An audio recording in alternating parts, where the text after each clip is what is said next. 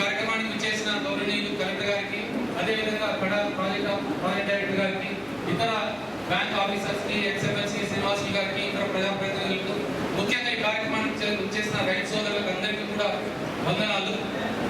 So మన ఉప కార్యక్రమాలు అందరికీ తెలుసు, కేవలం వ్యవసాయ పరిశ్రమలకే కాకుండా ఇతర పరిశ్రమలు కూడా వృద్ధి చెందడానికి చాలా అనుకూలం ఉంది. వ్యవసాయ రంగంలో ఏంటంటే ఉద్యాన రంగంలో చాలా ముందంజలో ఉన్నాం. అది మనకు చాలా రకాల పండ్ల తోటలు సాగు చేస్తున్నాం. దాంతోపాటు కూరగాయలకు సంబంధించి చాలా పంటల్ని సాగు చేస్తున్నాం. పూల తోటలకు సంబంధించి చాలా ఎక్కువ పంటల్ని ఇక్కడ సాగు చేయడం జరుగుతుంది. పూలు సాగు చేస్తున్నాం.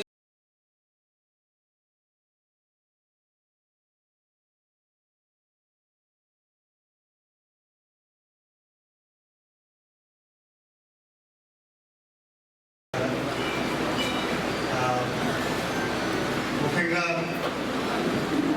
ఈరోజు సమావేశం అంటే ఎందుకు చేస్తున్నాను, ఈ సమావేశం నుంచి ఏం అవగాహన వస్తుంది జస్ట్ నేను ఒక నిమిషం ఆదుకోవడం తీసుకుంటాను. ముఖ్యంగా చూస్తే చాలామంది రైతులు ఈ మండలంలో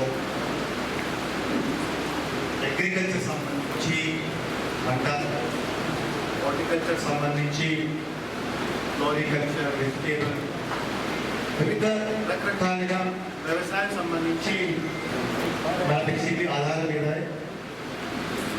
లైవ్లీహుడ్ ఉంది. ఆధార్ ఈ వ్యవసాయం బేసిక్లీ మనము శాఖ అధికారి, వ్యవసాయం సంబంధించి సెక్రటరీ అందరూ ఇది ఒక్క ఆబ్జెక్టివ్ పనిచేస్తారు, రైతులు ఇన్కమ్ పెంచాలి.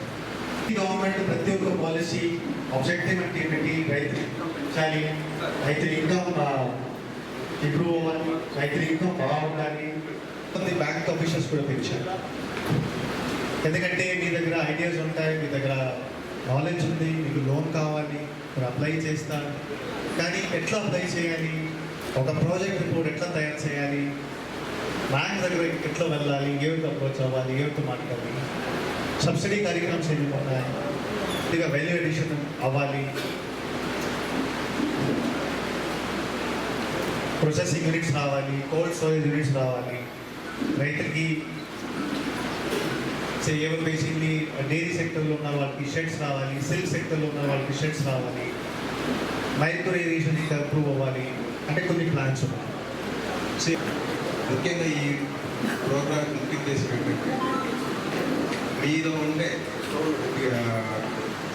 ఆకాంక్ష ఉంటాయి కొంతమంది, నేను ఎలా బిజినెస్ చేయాలి, ఏ విధంగా అప్రోచ్ అవ్వాలి, మాకేమైనా సబ్సిడీ వచ్చే స్కీమ్స్ ఏమి ఉన్నాయా, వీటన్నిటికీ మీకు అన్నీ ఒక, అలాగే కొన్ని ఏజెన్సీస్ నుంచి ప్రముఖులు కూడా వచ్చున్నారు.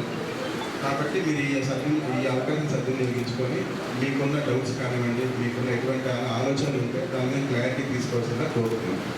అలాగే మీ రైతులు కూడా ఇప్పుడు సాంప్రదాయ వ్యవసాయం కాకుండా మీకు ఆదాయాన్ని ఎక్కువ పెంచే కొన్ని ప్రత్యేకమైన పంటలు కానివ్వండి, కొన్ని ప్రత్యేక పద్ధతులు కానీ ఇవన్నీ పాటించి మీ కొంత ఎక్సర్సైజ్ చేసి కొంత పరిజ్ఞానాన్ని మేము సంపాదించి కూడా మేము ఒక చిన్న బుక్లెట్లో కూడా ఈరోజు రిలీజ్ చేయడం జరిగింది. కలెక్టర్ గారికి కూడా ధన్యవాదాలు తెలియజేసుకుంటున్నాం. ముఖ్యంగా ఈ ప్రాంతంలో వ్యవసాయ ఆధారితంగా ఉండేటటువంటి ప్రాంతం, ఇక్కడ పండేటటువంటి పళ్ళు కానీ, కాయగూరలు కానీ, అదే ఏదైనా సరే వెజిటబుల్స్ కానీ, ఫ్లవర్స్ కానీ ఏవైతే ఉన్నాయో అవి బాగా అటెన్స్గా ఉండేటటువంటి గ్రోయింగ్ సిటీస్, బెంగళూరు కానీ, ఇటు చెన్నై కానీ ఎక్కువ ప్రాంతానికి వెళ్ళడం అనేది జరుగుతుంది.